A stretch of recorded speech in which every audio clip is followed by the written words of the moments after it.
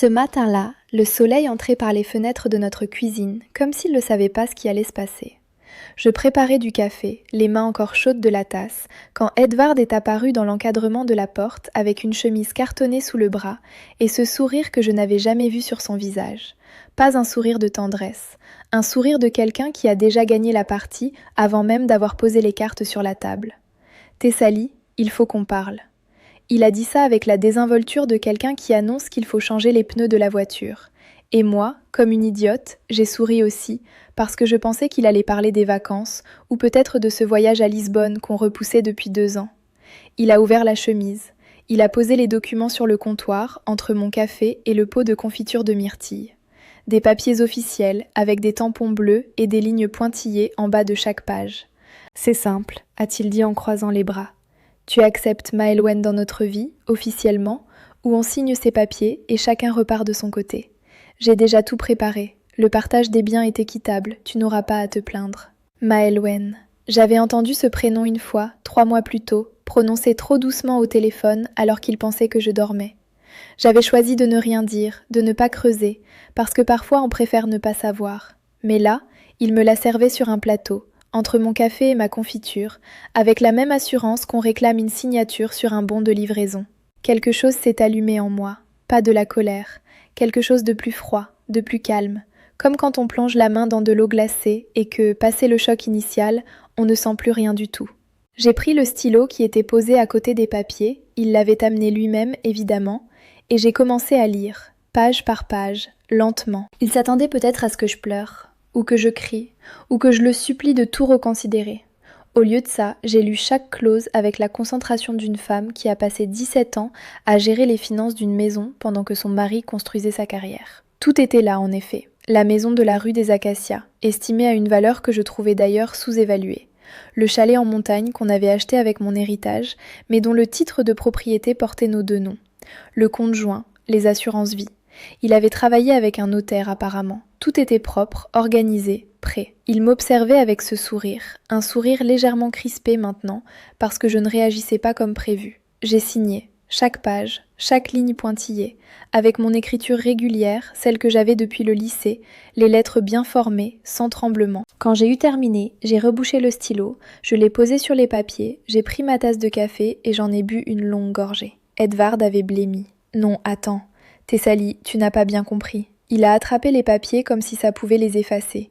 Ses mains, pour la première fois depuis des années, tremblaient légèrement. Tu n'as pas... Ce n'était pas... C'était quoi alors ? Ai-je demandé, parfaitement calme. Il a ouvert la bouche, il l'a refermée. Le grand architecte de ce plan, soigneusement préparé, venait de regarder son édifice s'effondrer en 30 secondes de silence. Ce qu'il n'avait pas compris, ce qu'il ne pouvait pas comprendre, parce qu'il ne m'avait jamais vraiment regardé depuis au moins 5 ans, c'est que j'attendais quelque chose comme ça depuis longtemps. Non pas le divorce en lui-même, mais une sortie, une porte qui s'ouvre, un moment où quelqu'un d'autre prend la décision à ma place, parce que j'avais été incapable de la prendre moi-même. Laissez-moi vous expliquer ce qui s'était passé pendant ces 17 ans.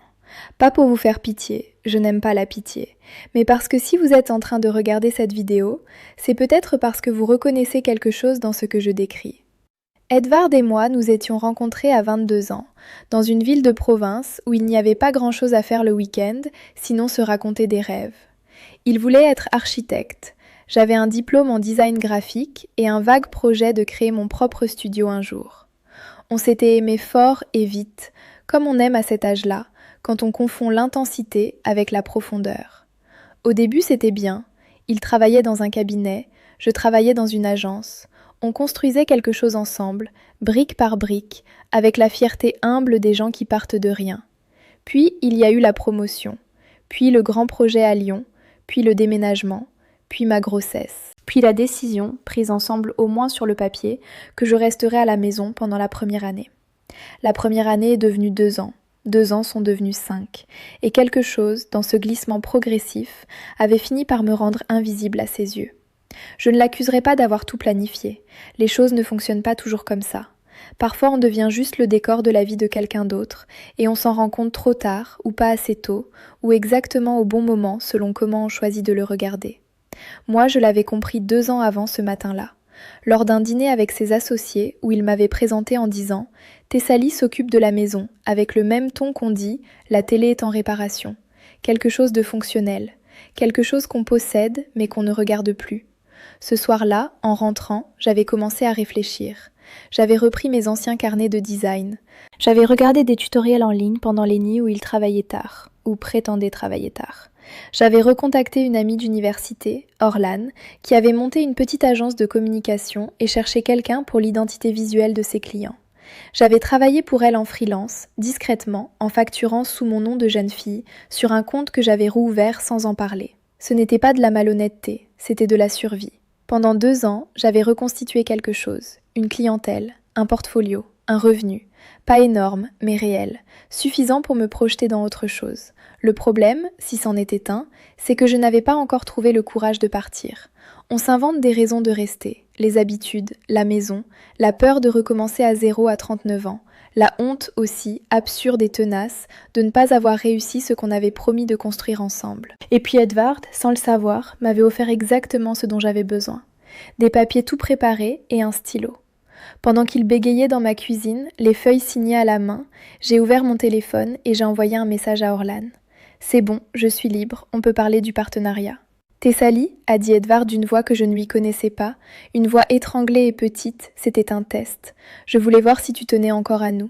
J'ai posé ma tasse. Un test ? Maëlwen, c'est quelqu'un du bureau. On a eu une liaison, oui. C'est fini depuis 1 mois. Je voulais savoir si tu te battrais pour notre couple. J'ai regardé cet homme que j'avais aimé pendant 17 ans. Cet homme qui m'avait rendu invisible pendant 5 ans. Cet homme qui venait de m'annoncer qu'il m'avait trompée, avait préparé des papiers de divorce avec un notaire, les avait posés sur mon comptoir et appelé ça un test. « Edvard, ai-je dit avec tout le calme dont j'étais capable. Si tu avais voulu savoir si je tenais encore à nous, tu m'aurais demandé. Tu ne prépares pas des documents légaux pour tester quelqu'un. Je pensais que tu réagirais autrement. Autrement comment ? En pleurant ? En suppliant ? » Il n'a pas répondu. « Ces papiers sont signés, ai-je continué. De mon côté, c'est valide. Tu peux faire ce que tu veux des tiens. » Et j'ai quitté la cuisine. Je ne vais pas vous raconter les semaines qui ont suivi dans le détail parce que ce serait trop long et parce que certaines choses appartiennent à une intimité que je ne suis pas prête à partager publiquement. Ce que je peux vous dire, c'est que la séparation a été longue, douloureuse par moments et libératrice à un degré que je n'aurais pas su anticiper. Ce que je peux aussi vous dire, c'est ce que j'ai appris de tout ça. La première chose, c'est qu'on reste souvent dans des situations invivables, non pas parce qu'on les supporte, mais parce qu'on n'a pas construit l'infrastructure nécessaire pour en sortir. J'avais commencé à construire la mienne 2 ans avant que la porte s'ouvre, et ça a tout changé. Pas la douleur, elle était réelle, mais la panique. Je n'ai pas paniqué parce que j'avais déjà tracé un chemin, même étroit, même incertain. La deuxième chose, c'est que personne ne vous offre une sortie propre. Edvard m'avait tendu ses papiers en croyant me piéger. Il n'imaginait pas une seconde que je puisse les signer. Il avait construit son piège sur l'hypothèse que j'étais trop dépendante, trop apeurée, trop attachée pour oser. Il avait tort. Et son erreur venait précisément du fait qu'il avait cessé de me regarder. La troisième chose, et celle-là, elle est peut-être la plus importante, c'est qu'on sous-estime toujours ce qu'on est capable de reconstruire. Le mois suivant ma séparation, j'ai loué un appartement dans un quartier que j'aimais depuis des années, sans jamais oser y vivre. J'ai aménagé mon bureau dans la pièce la plus lumineuse.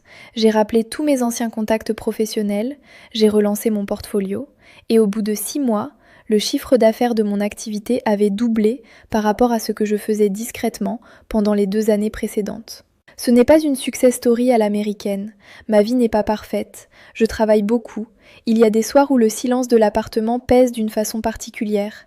Il y a des matins où je pense à ce qu'on aurait pu être si les choses avaient été différentes, si lui avait été différent, si j'avais été différente. Mais il y a aussi des matins, de plus en plus souvent, où je me réveille avec le sentiment exact d'être à ma place. Dans mon appartement, à ma table, avec mon café que je prépare pour moi seule et que je bois en regardant la lumière changer sur les toits. Ce sentiment-là, on ne me l'enlèvera plus. Orlane m'a dit quelque chose, quelques semaines après que je l'ai rejointe à temps plein dans l'agence. Elle m'a dit « Tu es différente. Je ne saurais pas dire quoi exactement, mais tu es différente. » J'ai réfléchi à ce qu'elle voulait dire, et je crois que ce qu'elle avait perçu, c'est que j'avais arrêté de m'excuser d'exister. Pendant des années, j'avais occupé le moins de place possible. Dans la maison, dans les conversations, dans mes propres ambitions. Je m'étais ratatinée progressivement, si lentement que je n'avais même pas remarqué. Et puis quelqu'un m'avait tendu un stylo. Edvard a appelé 3 fois dans les semaines suivantes. La première fois pour me demander si je réalisais vraiment ce que je faisais. La deuxième fois pour me proposer une thérapie de couple. La troisième fois pour me dire qu'il avait repris contact avec Maëlwen et que finalement ils allaient voir où ça menait. Je n'ai pas répondu à ce dernier message, pas par rancœur, juste parce que je n'avais plus rien à dire dans cette direction-là. Certaines conversations se ferment et ce n'est pas toujours une tragédie. Il y a une chose que je n'ai jamais regrettée, c'est d'avoir signé ces papiers sans hésiter. Non pas parce que notre mariage ne méritait rien, non pas parce que 17 ans ne comptent pas, mais parce que dans ce moment précis, face à cet homme qui me tendait un ultimatum déguisé en test, répondre par le silence ou par les larmes aurait été mentir. Sur ce que j'étais devenue, sur ce que je voulais, sur ce que je valais. La signature, c'était la vérité, froide et nette comme un trait de crayon. Et parfois, la vérité ressemble à une trahison pour ceux qui s'attendaient à un autre scénario. Je ne sais pas si ce que je vous raconte vous parle. Je ne sais pas où vous en êtes dans vos propres histoires. Peut-être que vous traversez quelque chose de similaire. Peut-être que vous vous reconnaissez dans cette façon de rapetisser, de vous effacer, d'attendre qu'une porte s'ouvre toute seule parce que vous n'osez pas la pousser vous-même. Ce que je voudrais vous dire, et c'est peut-être la seule chose vraiment utile dans tout ce que je vous ai raconté, c'est qu'il ne faut pas attendre qu'on vous tende un stylo. Construisez votre infrastructure. Pas en secret, pas forcément, mais construisez-la. Sachez où vous pourriez aller si vous deviez partir. Sachez ce que vous êtes capable de faire par vous-même. Non pas pour nourrir la méfiance ou préparer la rupture, mais parce que la liberté qu'on se donne à soi-même, même dans une relation heureuse, est quelque chose de précieux et d'irremplaçable. Personne ne devrait signer sa propre vie par peur de ne pas avoir d'autre choix.